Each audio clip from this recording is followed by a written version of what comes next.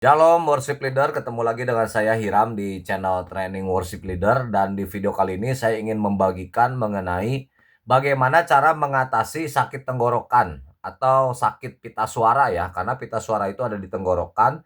Jadi kalau tenggorokan itu radang atau sakit karena overuse atau penggunaan yang berlebihan ya, overuse itu, atau salah makan atau karena penyakit, maka saya akan membagikan bagaimana solusinya.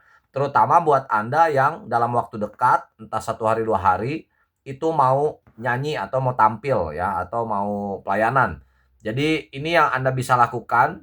Silakan saja Anda pilih-pilih sendiri mana yang kira-kira cocok untuk Anda supaya tenggorokan dan pita suara Anda ini bisa segera pulih dan Anda bisa kembali bernyanyi lagi. Oke, yang pertama adalah istirahatkan tenggorokan Anda.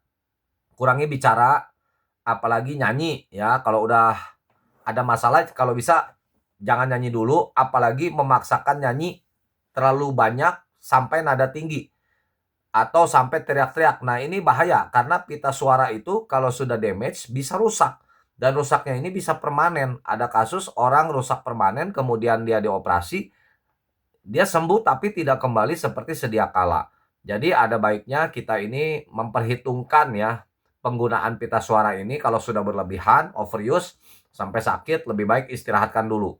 Yang kedua adalah pola tidur. Pola tidur Anda juga harus diperbaiki. Karena di atas jam 10 sampai sekitar jam 2 itu Anda harus di situ deep sleep. Tidur yang benar-benar pulas.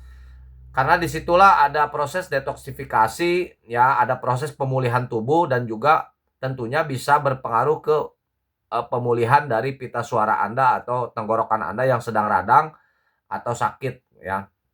Nah, yang selanjutnya bisa juga kalian lakukan vocal fry seperti ini.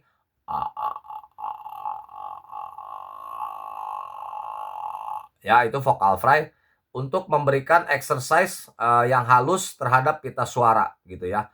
Pokoknya kalau kamu itu udah nggak bisa vocal fry, kamu ya itu udah nggak bisa nyanyi. Jadi untuk bisa memulihkan pita suara itu bisa dibantu dengan vocal fry.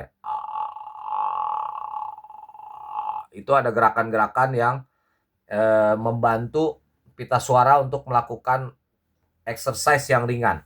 Selanjutnya adalah banyak minum air putih. Kalau bisa air putihnya ini yang agak hangat gitu ya, supaya tenggorokan kita itu selalu lembab. Ya, resikonya kita akan sering buang air kecil. Ya nggak masalah, sekalian kita buang racun di tubuh ya. Kemudian hindari makanan-makanan yang berlemak. Hindari gorengan, hindari santan yang pedas-pedas, yang asam, terlalu panas, ciki-ciki. Ya, hati-hati. Kalian lihat video saya sebelum video ini, saya udah bilang bahwa makan ciki itu sekarang harus berhati-hati karena resikonya tinggi ya. Udah beda sama dulu gitu kualitasnya.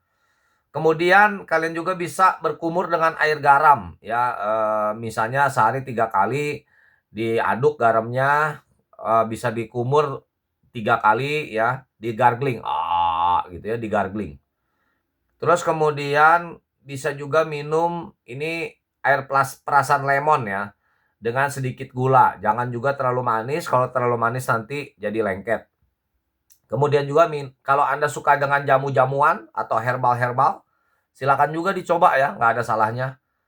Antiinflamasi misalnya yang mengandung kunyit atau jahe. Kalau mau lebih jelas ya silakan tanya ke apoteker ya, di apotek terdekat.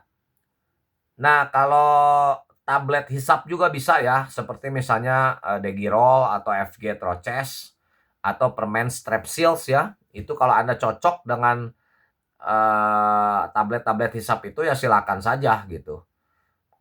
Kemudian juga yang selanjutnya bisa dengan minum obat anti radang. Karena kalau ada masalah di sini itu ya kemungkinan besar tenggorokan kita itu radang, gangguan di pita suara juga bisa disebabkan karena radang.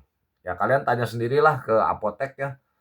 Kalau saya tuh ada namanya Toras ya, itu cocok produksi Paros. Kalau yang lain-lain silakan tanyalah sama apoteker. Anti radang apa nih, radang tenggorokan gitu ya. Pasti biasanya dikasih tahu. Dan yang paling penting itu kan mencegah daripada mengobati. Jadi hindarilah overuse, penggunaan berlebihan. Biasakan kalau Anda mau nyanyi, terutama untuk durasi yang panjang, Anda lakukan pemanasan vokal dulu, warming up. dan juga hindari makanan-makanan yang tidak baik untuk tenggorokan Anda, terutama kalau Anda mau nyanyi di waktu yang dekat. Nah, itu kan langkah-langkah yang saya bagikan itu ada yang pemulihannya by proses, pelan-pelan, ada juga ya kalau udah kepepet ya silahkan pakai itu tadi, tablet hisap atau jamu-jamuan atau obat-obatan. Oke, semoga Anda bisa dapat sesuatu dari konten saya ini, semoga bermanfaat. Dan jangan lupa bagikan kepada teman-teman Anda, di-share, di-subscribe, di-like, karena saya akan terus memberikan materi-materi seputar vokal dan seputar worship leader. Juga saya suka live ya teman-teman. Nah, di situ kalian bisa banyak bertanya, berinteraksi dengan saya. Shalom worship leader.